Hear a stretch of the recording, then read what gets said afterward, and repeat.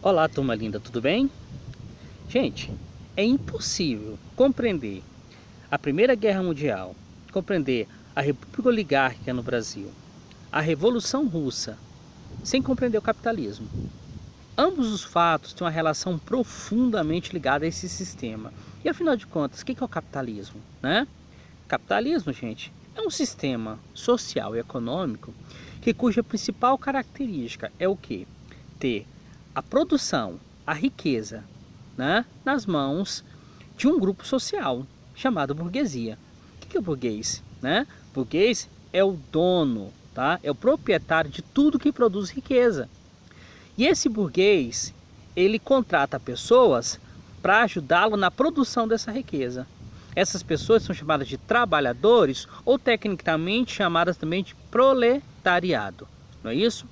Vamos entender então a questão da República Oligárquica no Brasil. Gente, oligarquia significa que um grupo específico está ocupando o poder. No caso do Brasil, né, a nossa república nasce alicerçada em um determinado grupo social chamado produtores de café, né?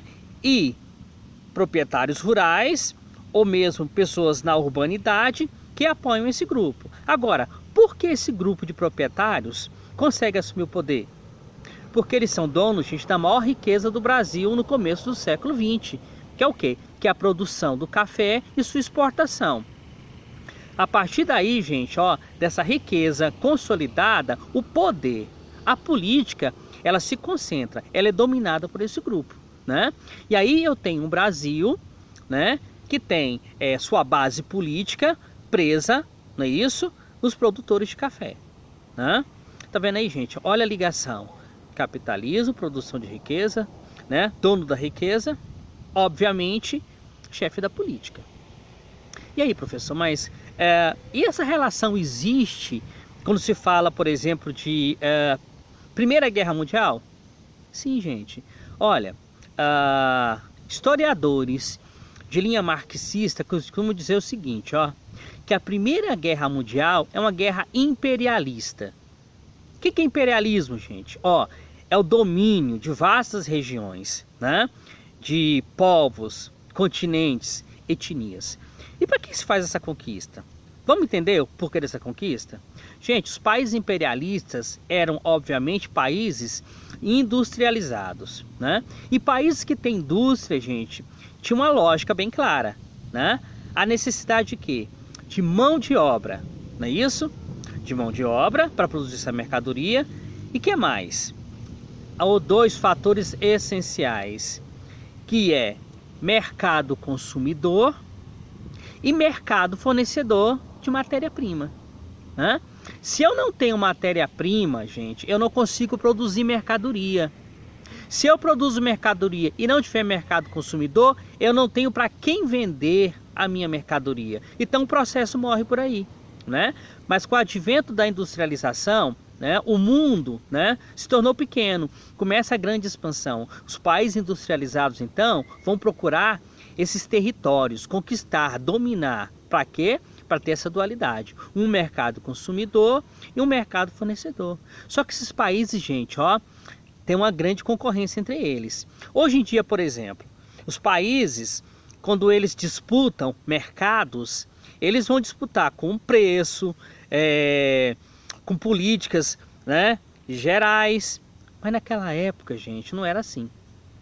Haviam disputas, né, conversando no cavalheirismo, mas no geral, gente, esses países disputavam esses mercados através de quê? De guerras. E a Primeira Guerra Mundial ela é resultado do quê, gente? Ó, do choque entre as principais potências, tá, industriais, né, naquela época, mais países que tinham uma dependência profunda, né, com os países mais industrializados. É nesse cenário, gente, de disputa imperialista que em um país atrasado em vários aspectos, na política, né, por exemplo, né, a Rússia imperial era um país absolutista. Na economia era um capitalismo super atrasado. A Rússia tinha até nuances de feudalismo. Mas é nesse cenário, gente, ó, durante a Primeira Guerra Mundial, que vai estourar no que se chama de Revolução Russa. Gente, a Revolução Russa é um marco. Por quê? pela primeira vez, um país por completo, né? E através de um processo revolucionário, ele se torna, gente, o que se chama de socialismo real. Ele vai abandonar as características feudais e capitalistas que ele tinha e se tornar o quê? Agora socialista, não é isso? Gente, espero ter contribuído com raciocínio, né? Com essa linguagem, assim, que foge um pouquinho dos padrões dos livros didáticos, né? Mostrar o quê? Que um conceito tão importante como capitalismo é capaz de ser ligado a vários fatores da história. É isso aí.